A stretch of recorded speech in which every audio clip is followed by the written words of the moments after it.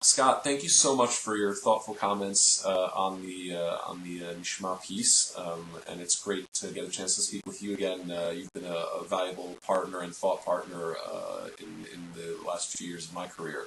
So thank you very much for doing this. A pleasure. Thank you for having me. Um, one of the issues that I think has come out of our exchange is that uh, innovation and the innovation organizations and communities tend to have a different work style, a different feeling to them than some of the legacy organizations. Do you want to maybe say a couple of words about the differences in just work culture between those two places? Sure. I mean, I work at a more traditional institution, as a Jewish federation, and I think dealing with a lot of the organizations that are much smaller and coming from the minds of entrepreneurs, we certainly are seeing differences in how many times young people, but not exclusively, are dealing with the issues. They really are looking for much more flexible environments. They are working oftentimes from home. There's no need necessarily, with this way to network and to be online all the time. There's no need as much for physical space.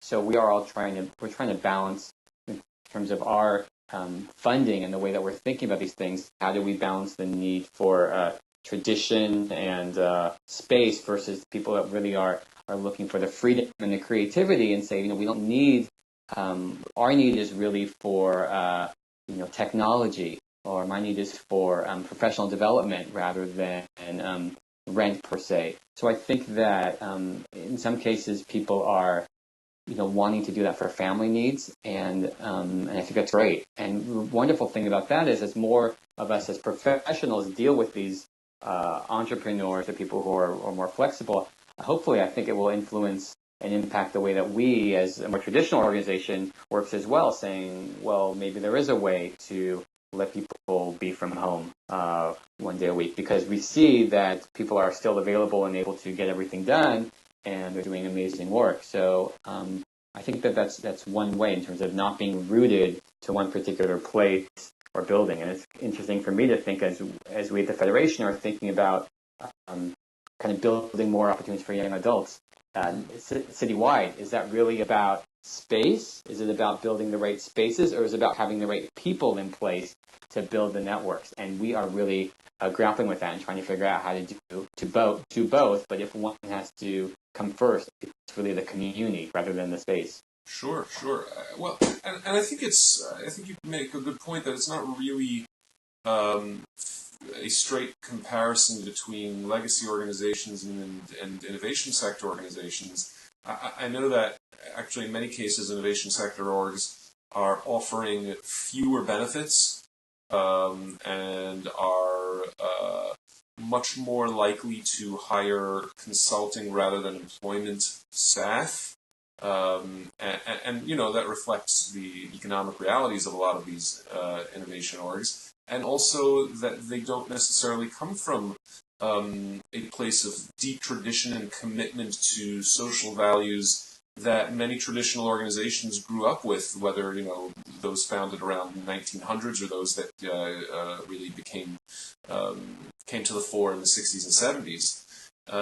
So on the one hand, you have these innovation organizations where you've got these young entrepreneurs and they've got smiles on their faces, and it feels qualitatively different from some of the cubicle clusters you'll see in traditional federations. But those folks at some of those traditional places are putting money into 403B plans and getting dental care, and innovation org folks are earning significantly less, both on the salary and the benefit side.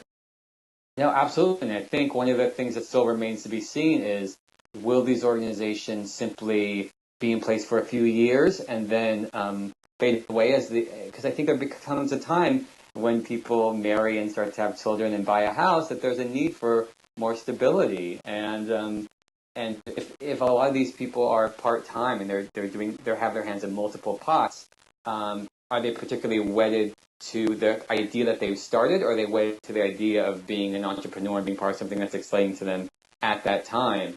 It is a question. As we continue to invest, are we investing in the organization? Are we investing in the person per se, and the leader? And I think that we kind of need to shift our thinking as well in terms of investing into the skills that we're giving people, because at some point there may be a time when they say, I need the stability of having that regular paycheck. I know how much it's going to be, and the benefits, the package of benefits. But then there may be the next group of entrepreneurs may be willing. The question is, those organizations may not continue to exist because the person that founded them may leave. So it still remains to be seen what happens when the visionary leader moves on or has to do something else. Will the organization still survive? I hope that it's a good idea. Well, but if not, I don't see it as a failure. I see it as a real investment into leadership capacity and the fact that we're saying to people, we believe in you and your idea.